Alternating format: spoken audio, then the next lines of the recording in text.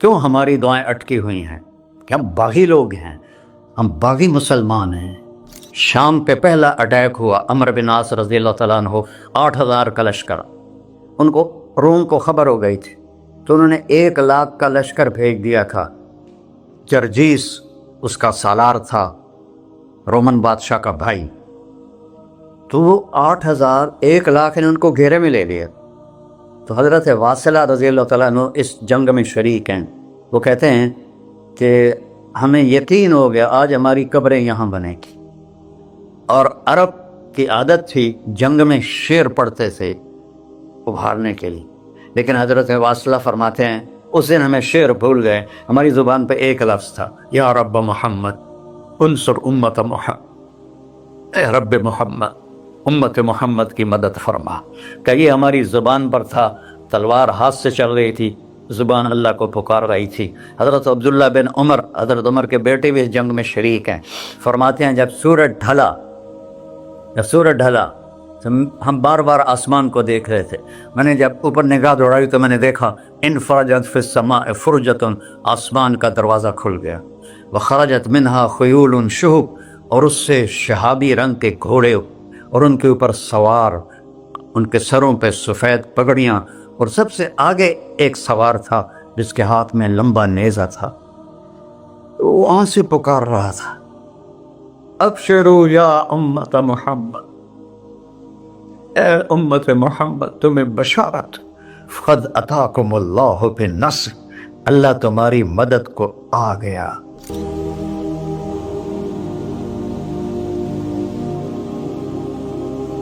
یا ابا سفیان جئتکم بکرامت الدنیا والآخرہ، ابو سفیان دنیا اور آخرت کی عزت چاہیے تو میرے پیچھے چلنا پڑے گا، اس کے علاوہ کوئی راستہ نہیں ہے، کوئی راستہ نہیں ہے، کوئی راستہ نہیں۔ ایک ہی طریقہ باقی ہے، ایک ہی راستہ باقی ہے، وہ ہے محمد الرسول اللہ۔ لا یؤمنون حتی یحکموک فیما شجر بینہم، اپنے ہر معاملے میں جب میرے نبی آپ کو فالو کریں گے تو میں ان کا بن جاؤں گا، یہ میرے بن جائیں گے، یہ مانگیں گے میں دوں گا، یہ سوال کریں گے میں پورا کروں گا، یہ مدد مانگیں گے میں مدد کروں گا۔ کیوں ہماری دعائیں اٹکی ہوئی ہیں کہ ہم باغی لوگ ہیں، ہم باغی مسلمان ہیں، ہم باغی مسلمان ہیں۔ شام پہ پہلا اٹیک ہوا، عمرو بن عاص رضی اللہ تعالیٰ عنہ 8,000 کا لشکر، ان کو روم کو خبر ہو گئی تھی تو انہوں نے 1,00,000 کا لشکر بھیج دیا تھا۔ جرجیس اس کا سالار تھا، رومن بادشاہ کا بھائی، تو وہ 8,000 1,00,000 نے ان کو گھیرے میں لے لیا۔ تو حضرت واصلہ رضی اللہ تعالیٰ عنہ اس جنگ میں شریک ہیں، وہ کہتے ہیں کہ ہمیں یقین ہو گیا آج ہماری قبریں یہاں بنے گی، اور عرب کی عادت تھی جنگ میں شعر پڑھتے تھے ابھارنے کے لیے، لیکن حضرت واصلہ فرماتے ہیں اس دن ہمیں شعر بھول گئے، ہماری زبان پہ ایک لفظ تھا، یا رب محمد انصر امت محمد، اے رب محمد امت محمد کی مدد فرما۔ کہ یہ ہماری زبان پر تھا، تلوار ہاتھ سے چل رہی تھی، زبان اللہ کو پکار رہی تھی۔ حضرت عبداللہ بن عمر، حضرت عمر کے بیٹے بھی اس جنگ میں شریک ہیں، فرماتے ہیں جب سورج ڈھلا تو ہم بار بار آسمان کو دیکھ رہے تھے، میں نے جب اوپر نگاہ دوڑائی تو میں نے دیکھا انفرجت فی السماء فرجۃ، آسمان کا دروازہ کھل گیا، وخرجت منہا خیول شہب، اور اس سے شہابی رنگ کے گھوڑے اور ان کے اوپر سوار، ان کے سروں پہ سفید پگڑیاں، اور سب سے آگے ایک سوار تھا جس کے ہاتھ میں لمبا نیزہ تھا، وہ وہاں سے پکار رہا تھا، ابشروا یا امت محمد، اے امت محمد تمہیں بشارت، قد اتاکم اللہ بالنصر، اللہ تمہاری مدد کو آ گیا۔ فرماتے ہیں وہ ایسے آئے اور ہمارے اندر غائب ہو گئے، اور آدھے گھنٹے بعد 1,00,000 کا لشکر دوڑ رہا تھا 8,000 کے سامنے۔ کبھی ہم بھی تم میں بھی چاہا تھی، کبھی ہم بھی تم میں بھی راہ تھی، کبھی ہم بھی تم بھی تھے آشنا، تمہیں یاد ہو کہ نہ یاد ہو۔ میرے نبی کی زندگی مکمل نمونہ ہے، مکمل، اس کو فالو کرنا ہے، پھر بلڈر بنو، ذمہ دار بنو، پھر ڈاکٹر بنو، پھر تاجر بنو، سائنسدان بنو، عورت ہے مرد ہے جو بھی ہے، کامیابی اس کے ماتھے کا جھومر بن جائے گا کہ وہاں ایک ہی سکہ چلتا ہے، وہ محمد رسول اللہ۔ تو بھائیو، مجھے یہی مختصر بات کرنی تھی کہ اس دنیا کے پیچھے ان دو ہستیوں کو پیچھے نہ کرو، ان کو ناراض نہ کرو۔ یزید نے اہل بیت کا خون کیا، اور اتنا بڑا واقعہ ہے کربلا کہ دنیا کی تاریخ میں نہ پہلے کبھی ہوا نہ بعد میں کہ رسول کی نسل کے 18 نوجوان ذبح کر دیے جائیں۔ یزید 90 لاکھ مربع میل پہ حکومت، 90 لاکھ مربع میل، ٹھیک، 42 سال کی عمر میں مر گیا۔ اس کا بیٹا معاویہ بن یزید رحمۃ اللہ علیہ 22 سال کی عمر میں تخت پر بیٹھا۔ باپ نے 3 بر اعظم میں حکومت پھیلائی ہوئی ہے، دادا نے پھیلائی تھی، باپ نے اس کو بڑھایا۔ یزید کے زمانے میں بھی فتوحات ہوئی۔ اب یہ 3 بر اعظم پر اس نوجوان کی حکومت ہے۔ یہ بلڈر نہیں ہے، یہ بادشاہ آج کل کے صدر وزیر نہیں ہیں، 2 ٹکے کی ان کی قیمت کوئی نہیں ہے، مطلق بادشاہ ہے۔ 40 دن حکومت کی اور سارے خاندان کو بلایا اور کہنے لگا، اب تصور کرو 22 سال کا ایک شہزادہ ہو اور 3 بر اعظم اس کے سامنے ایسے جھکا ہوا ہو، تو اس کو کیسے آپ میئر کر سکتے ہیں؟ جبکہ کاغذ کے نوٹ نہیں تھے، سونا تھا، چاندی تھی، ہیرے تھے، اصل دولت تھی۔ یہ کاغذ کوئی دولت ہے؟ یہ تو یہودیوں نے آپ کو بیوقوف بنایا ہوا ہے۔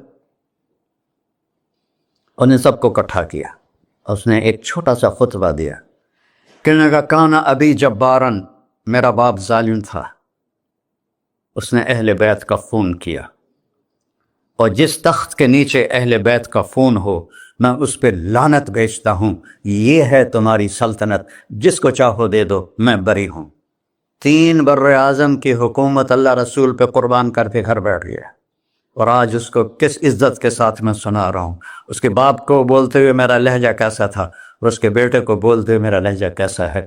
3 بر اعظم کی سلطنت چھوڑ دی کہ اس کے نیچے اہل بیت کا خون ہے، مجھے نہیں چاہیے۔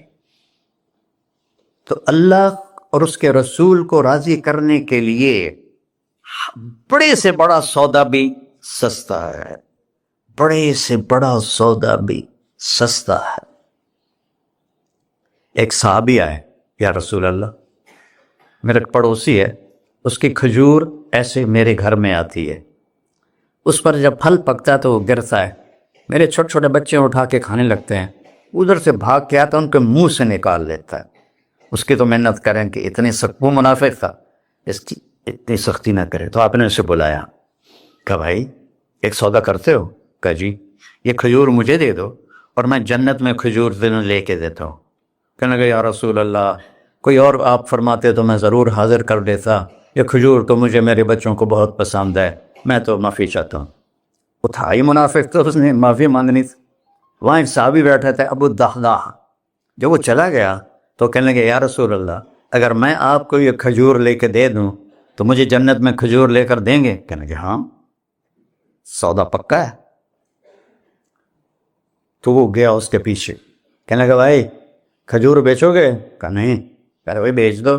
ارے جا، میں نے رسول اللہ کو نہیں بیچی، تجھے کیسے بیچوں گا؟ انہوں نے کہا منہ مانگی قیمت لے لے، منہ سے بول کیا لینا چاہتا ہے۔ ابو الدحداح کا باغ تھا تیار، 600 کھجوریں، میں ذمہ دار ہوں، مجھے پتا ہے کہ 600 کھجوروں کی کتنی قیمت ہوتی ہے۔ جیسے آپ بلڈنگ کو جانتے ہیں، میں نہیں جانتا، آپ ذمہ داروں کو نہیں جانتے، میں جانتا ہوں۔ 600 کھجوروں کا باغ۔ تو اس نے اس کو لاجواب کرنے کے لیے کہا، اپنا باغ دے دے، کھجور لے لے۔ اب یہ کہتا ہے پھرے گا تو نہیں؟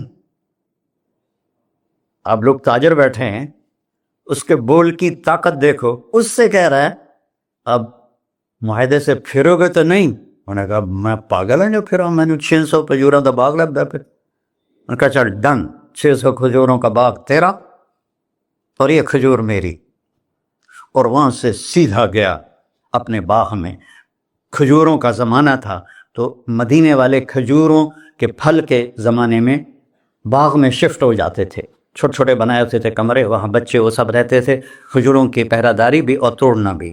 تو وہ ہائے قربان جاؤں نبی کے صحابہ پر، وہ باغ میں اندر نہیں گئے، باہر کھڑے ہو گئے کہ کہیں نیت نہ بدل جائے، اتنا بڑا باغ دیتے ہوئے باہر سے پکارا ام الدحداء بیگم، کہ جی کہ باہر آ جاؤ، بچوں کو بھی لے کے آ جاؤ۔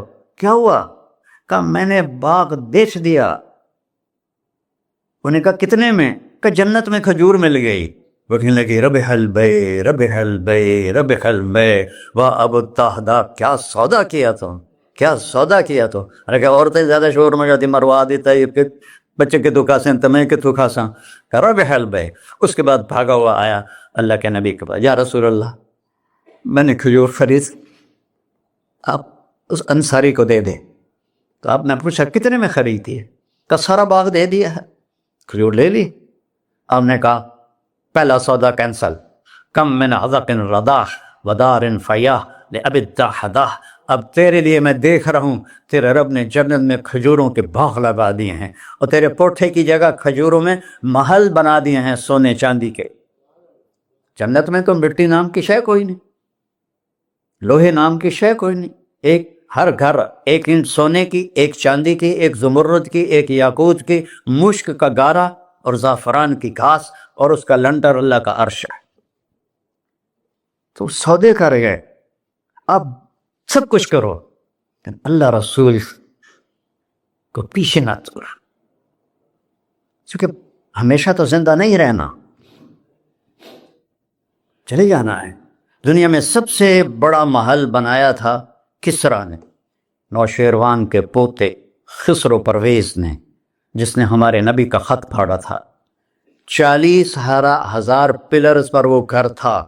آپ لوگ بلڈروں اسکوائر فٹ لگاؤ، 40,000 ستونوں پر وہ گھر کھڑا تھا، اور وہ اس کے اوپر سارا سونا ہیرے جواہر 40,000 پلر پر تھے، اور اس کے 500 بڑے بڑے گنبد تھے، اور سب سے بڑے گنبد میں 1,000 سونے کے فانوس تھے، اور اس میں ایک رات میں 9 من تیل جل جاتا تھا، صرف ایک رات کے لیے اس کو، اور 3,000 باندیاں تھیں، 6,000 نوکر تھے صفائی کے لیے، 12,000 سپاہی تھے اس کی حفاظت کے لیے، لیکن وہ چند سال بھی نہ رہ سکا کہ پلٹا کھایا حالات نے، اور رومن امپائر کیسر نے آ کر اسے شکست دی نینوا میں۔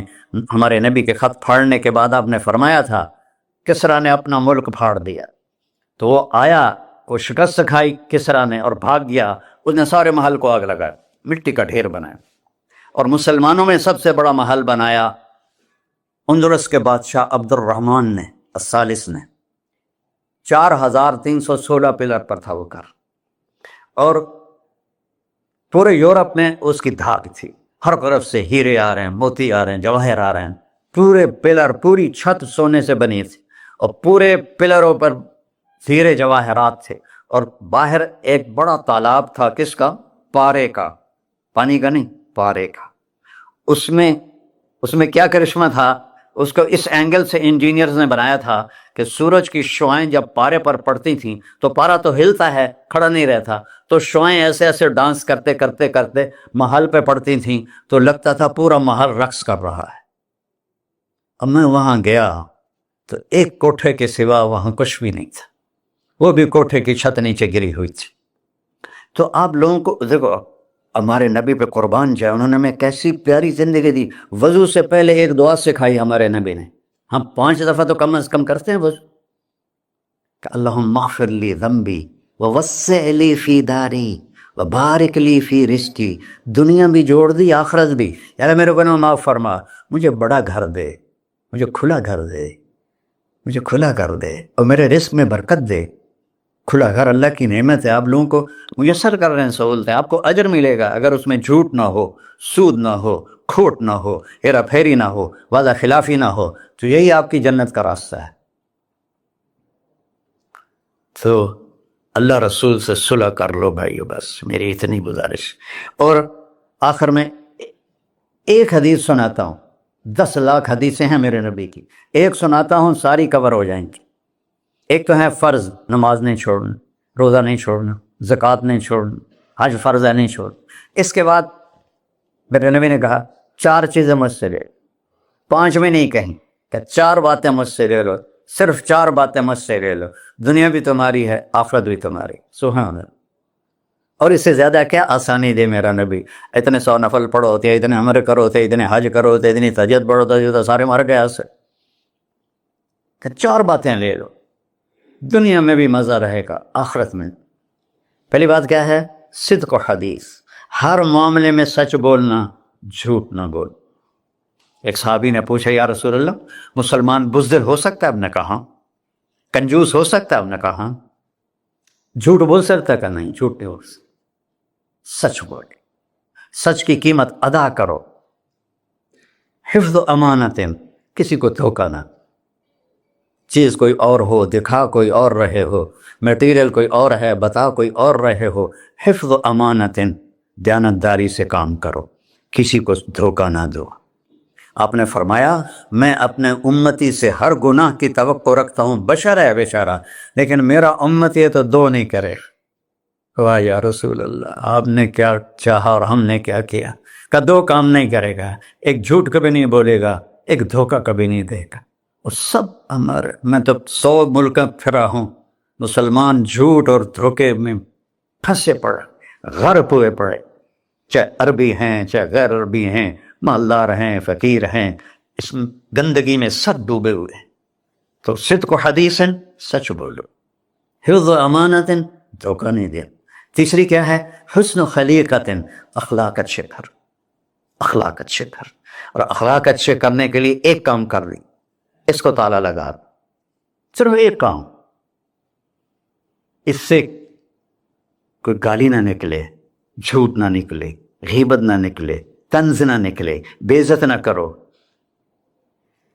عام طور پر ہمارے ماحول میں نوکروں کو بہت ڈانٹ ڈپٹ ہوتی ہے، اس کو قابو میں رکھو. سوچو اسی جگہ میں ہوتا نوکر تو میں یہ پسند کرتا.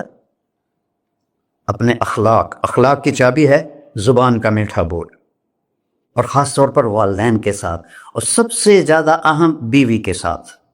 میرے نبی نے فرمایا بہترین مسلمان وہ ہے جو بیوی سے اچھا سلوک کرتا ہو، کہ وہ ماں باپ بہن بھائی گھر سہیلی ماحول ثقافت تہذیب سب کچھ چھوڑ کر ایک بول کے ساتھ آپ کے گھر آ جاتی. آپ کے بچے کا 9 مہینے بوجھ اٹھاتی، اس کو دودھ پلاتی، اس کی چھاتیاں لٹک جاتی ہیں. کبھی آپ کے لیے وہ ناشتہ بنا رہی ہے، کبھی کھانا بنا رہی ہے، کبھی آپ کے کپڑے کا خیال کر رہی ہے، اور آپ ایک چھوٹی سی بات پر اس کی عزت اتار کے پھینک دیتے. تو میرے نبی نے فرمایا سب سے بہترین مسلمان وہ ہے جو بیوی کے ساتھ حسن سلوک کرتا ہو. پھر آپ نے کہا اور میرا سلوک اپنی بیویوں سے سب سے زیادہ اچھا ہے. اظہار محبت کرو، ماں سے باپ سے اولاد سے بیوی سے. اظہار بہت ضروری. یہ پریزنٹیشن اظہار ہی تو تھا. یہ اظہار نہ ہو تو پتہ کیسے چلے؟ اپنے ماں کے پاؤں چومو، باپ کا ماتھا چومو، ان کے آگے نوکر بن کے کھڑے ہوئے. بیوی سے کہو مجھے تم سے بہت پیار ہے. وہ اچھا کپڑا پہنے تعریف کرو، اچھا کھانا بنائے تعریف کرو. انسان بھوکا ہے اس چیز کا. میرے نبی سے بڑھ کر کوئی ہو سکتا ہے؟ آپ حضرت عائشہ سے فرما رہے ہیں، چونکہ حضرت عائشہ کماری بھی تھی، چھوٹی بھی تھی. حضرت عائشہ جس نے اللہ کو دیکھا ہو اس کے لیے عورت کوئی چیز نہیں ہے. ایک حدیث سناتا ہوں، مالی فی النساء من رغبہ، مجھے عورتوں کی کوئی رغبت نہیں. اللہ کو دیکھنے کے بعد کس چیز کی رغبت؟ ہم نے کہا عائشہ انہ لیہون علی الموت ان اریتک زوجتی فی الجنہ. عائشہ جب سے مجھے پتہ چلا ہے نا تو جنت میں میری بیوی ہے تو مجھے تو موت ہی اچھی لگنے لگ گئی. یہ اظہار محبت ہمیں سکھایا. اپنے بچوں کے ساتھ بھی، میرے بچے بڑے ہو گئے لیکن میں نے ایسے گلے لگاتا ہوں جیسے یہ چھوٹے بچے، کہ یہ محبت ٹرانسفر ہوتی ہے. ہم اظہار نہیں کر سکتے. تو بچوں پر اپنی رائے مسلط نہ کرو، کہ وہ بڑے ہو جائیں تو شریعت نے ان کو حق دیا ہے. اس سے آپ کا گھر خوبصورت بن جائے گا. یہ میرے نبی کی پیاری زندگی کے چند صفحات میں نے آپ کے سامنے پیش کیے ہیں. تو طویل داستان ہے، سناتے سناتے عمر بھی بیت جائے تو ایک ذرہ بھی ادا نہ ہوگا. لیکن خلاصتاً میں نے آپ سے عرض کر دیا، صدق و حدیث، حفظ و امانت، حسن و خلیقت، سچائی، دیانتداری، اخلاق، اور چوتھا اور آخری عفت فی طعمت، رزق حلال کماؤ. رزق حلال کماؤ. من امسا قالنا بعمل یدہ امسا مغفورا لہ، مسلم شریف کی حدیث ہے، جو صبح سے شام تک اپنے دنیا کے کاموں میں حلال اور رزق کی تلاش میں تھک کے گھر جاتا ہے، اس کے اس دن کے سارے گناہ معاف ہو جاتے۔ کتنا بڑا عمل ہے رزق حلال، بندگی بن جاتا ہے۔ آپ نے ایک صحابی کو دیکھا، ان کے ہاتھوں پہ چھالے نہیں، وہ جو مزدوروں کے نشان ہوتے ہیں کئی چلا چلا کے، وہ تھے۔ تو آپ نے ان سے پوچھا سعد یہ کیا ہے؟ کہ یا رسول اللہ بچوں کے لیے روزی کماتا ہوں، اپنے ہاتھ سے کام کرتا ہوں، تو میرے ہاتھوں پہ یہ نشان پڑ گئے۔ تو آپ نے ان کا ہاتھ ایسے پکڑ سب کو دکھا کر ایسے اس کا بوسہ لیا، پھر فرمایا جو ہاتھ بچوں کو حلال کھلاتے ہوئے ایسا ہو جاتا ہے، اس پہ جہنم کی آگ حرام ہو جاتی۔ صرف نماز سے نہیں گناہ معاف ہوتے، حج سے نہیں معاف ہوتے، رزق حلال کے کمانے سے بھی روزانہ کی صفائی ہو جاتی ہے۔ ابھی سودا ہے اللہ رسول سے کر لو تو موج ہی موج ہے، اور اگر انہیں بکھیڑوں میں پڑے رہے تو مر کے زیرو ہی ہونا ہوتا ہے، کچھ بھی ساتھ نہیں جاتا۔ تو اللہ مجھے بھی توفیق دے، اللہ آپ کو بھی توفیق دے کہ ہم اپنے نبی کی زندگی کو اور اپنے رب کو سامنے رکھ کر زندگی گزاریں۔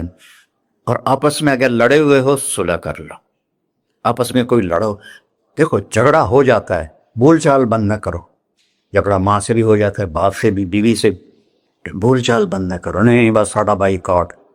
ہم تو پنجابی لوگ ہیں، دیہاتی کو تھوڑی اونچ نیچ ہو جائے تو ہماری لینگویج اساں لیکا چھک دیتا ہے، سمجھو، ہم نے لکیر لگا دی ہے، نہ انہاں دے مرن تے جاونا ہے، نہ انہاں دی شادی تے جاؤ۔ یہ ساڈے جنازے وچ بھی نہ عام۔ اللہ میرے گاؤں میں جنازہ تھا، میرا اپنا عزیز، اس کی والدہ فوت ہو، تو رشتہ داروں میں قریبی رشتہ دار جنازے میں پہلی صف میں کھڑا تھا۔ تو جنازے پر تو سب کے دل نرم ہو جاتے ہیں، جب اس نے دیکھا نا کہ میاں صادق میری ماں دے جنازے چ باہر نکل جا، یہ تہذیب ہے ہماری۔ تو جھگڑا ایک فطری چیز ہے، لیکن بول چال بند نہیں کرنی ہے، دل میں نفرت نہیں پالنی ہے، اس کو صاف کر کے معاف کرنا ہے۔ اللہ بہت خوش ہوتا ہے۔ اور میاں بیوی میں جھگڑا ہو جائے اور وہ صلح کر لیں، اللہ ان کے پچھلے سارے گناہ معاف کر دیتا ہے۔ کیا مزے کی بات۔ السلام علیکم۔ دعا فرما، دعا فرما ہے۔ اچھا بھائی بیٹھ جائیں، دعا کر لیں۔ انت اہلہ وصلی علی محمد کما انت اہلہ وفعل بنا ما انت اہلہ انک اہل التقوی و اہل المغفرہ۔ یا تا یہ سارے دوست احباب تیری محبت میں آئے ہیں، ہم سب نے تیرے نام کو زندہ کیا ہے، ہماری یہ محفل قبول فرما اور ہماری یہ مجلس قبول فرما، اور یا اللہ جو کچھ کہا ہے اس کے مطابق ہماری زندگی بنا دے۔ اور یا اللہ جو ہم نے نیت کی ہے کہ غزہ کے مسلمانوں کو گھر دینا ہے، چھت دینی ہے، ان سب کو، یہ کسی ایک آدمی کے بس کا کام نہیں ہے، یہ سارے مل کر کریں، ہم بھی کریں، اس لیے ہمیں توفیق نصیب فرما۔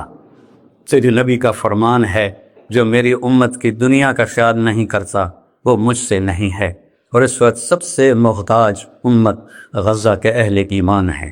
سو یا اللہ ان سارے بھائیوں کو ہمت دے، توفیق دے، ہمیں وہاں تک پہنچانے کا وسیلہ تو نے بنایا ہوا ہے، ہمیں یہ امانتیں ان تک پہنچانے کی توفیق دے، ان کے کاموں میں برکت دے، ان کے قرضوں کو اتار دے، ان کو سود سے بچا دے، ان کو دیانتداری نصیب فرما، شفافیت نصیب فرما، مرتے وقت ہم سب کو کلمہ نصیب فرما۔ وصلی اللہ تعالی نبی الکریم۔ میرے نبی کے پردادا حضرت ہاشم بن عبد مناف کو غزہ میں دفن ہے، اور اس ملک میں عیسیٰ علیہ السلام، موسیٰ علیہ السلام، ہارون علیہ السلام، زکریا علیہ السلام، یحییٰ علیہ السلام، داؤد علیہ السلام، سلیمان علیہ السلام، اتنے نبی اس مٹی میں دفن ہیں۔ تو اللہ کو ہمت دے، کھل کر خرچ کریں، اللہ واپس کرتا ہے۔